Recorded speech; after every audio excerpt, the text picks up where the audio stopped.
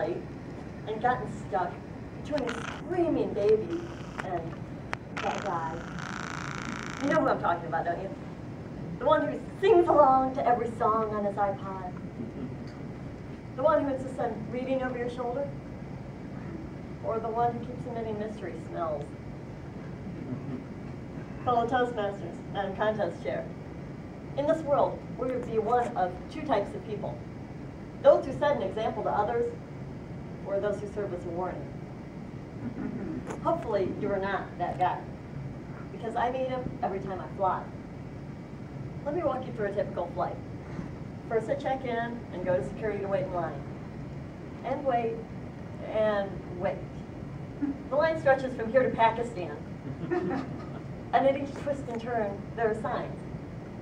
Take off your shoes, don't leave any metal in your pockets, all your liquids in a clear plastic bag. There are lists of items we can and cannot take, and sometimes even people that hand out bags if you forgot yours. Yet we get to the front of the line, and there's always someone who sees us as a surprise. The TSA agents confiscate one man's drink, oversized shampoo, and ninja stars. And as I move up in line, I hear him exclaim, "You can't take this! It's made from imported Siberian tiger tears!" Well, eventually, I get through security, shove my shoes back on, and complete the mad dash to my terminal. Just in time for them to announce it's time for the first section to board the plane. Now, somehow, this must translate to, "Everybody, immediately get up and rush the door!"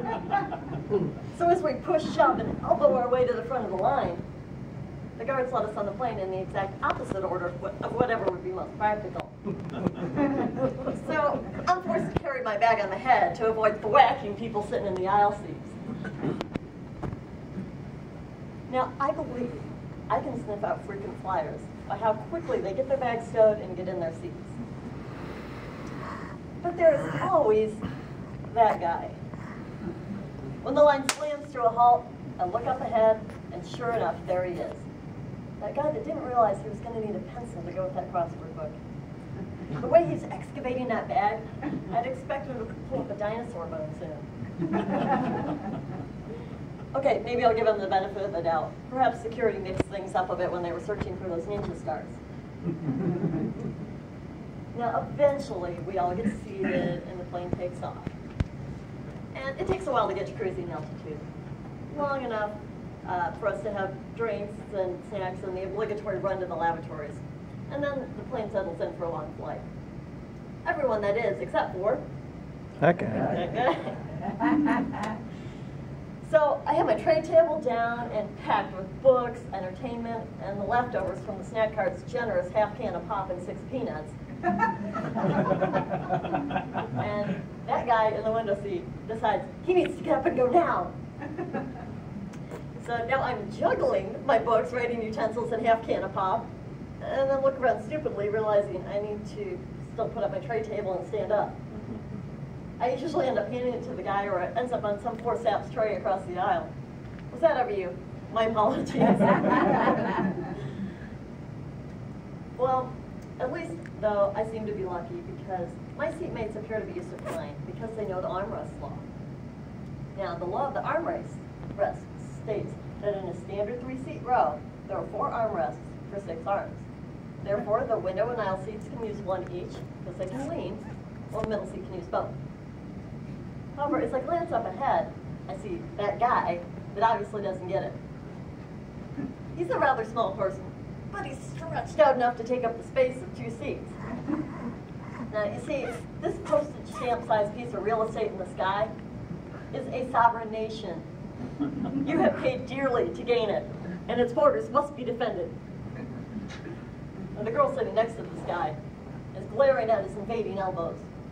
And I just know a war is going to break out soon. You know, I probably better get out my flak jacket just to be safe in case I get caught in the crossfire. So please, for the safety of all your fellow passengers, don't be that guy.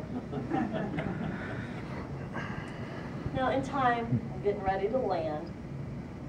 And the minute we pull up to the gate, out come the cell phones. "Hey, Mom, we just landed!" clouds. Pretty sweet, huh? And then there's that guy who thinks he's very busy and important and just wants to make sure that you know he's making deals before we even made it to baggage claim. But the instant we pull up to the gate and the door's open, that guy in the window seat decides to try to stand up. Now, he has to hunch over and keep his head from hitting the ceiling. But he waits there like that. We're at the back of the plane. Just one of these days, I'd like to tap him on the shoulder and ask, so, where do you think you're going right now? Don't worry, we're all going to get off the plane. They're not going to lock you in and send you to Timbuktu. Now, as we slowly disembark and say our goodbyes to the flight attendants, I can't help but reflect on all I've learned from my years of flying. And as much as these experiences make me want to take the train at times, I still enjoy it. I just feel that it's now my duty, for the sake of all mankind, to warn other future travelers, don't be that guy. Man of conscience.